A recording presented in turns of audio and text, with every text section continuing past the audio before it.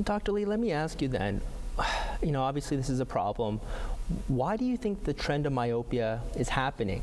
What are some Well, that leads to the debate of whether it's genetic or is it the environment that causes myopia. Now, when I was in school, when I went to eye doctor school, they would generally teach us that it's mostly genetic. Right. Unfortunately, is that true? The studies that I'm reading, and in my opinion, genetics plays a very small role. Actually, they did locate a gene for high degrees of myopia, but really the gene pool has not changed over many, many years. But the rates of nearsightedness, as we've talked about, has skyrocketed, okay? So what really caused all of these changes, and I think we all know, it's our close demand. Our kids are now on the computer how many hours per day? Yeah. They're all using iPhones. Right. They're using tablet PCs. Right. All of these things are changing a lot. Right. Okay?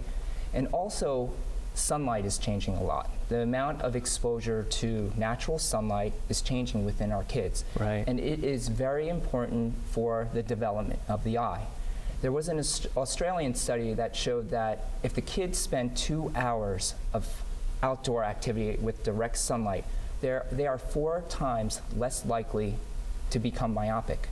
Just from playing outside? Just from playing outside. Yep. Wow.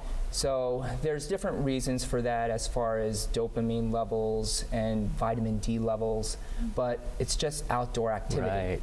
But as you can see, our life is changing, our kids' lives are changing, their visual demands are changing.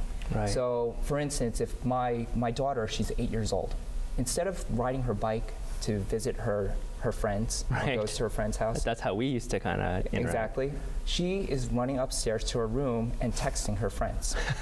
So socially it's different, but they're staring at something up close. Right. And at the same token, my son is in the other room on his computer, on FaceTime, playing a video game with his friend. Right. So our grandparents were not doing these types of things.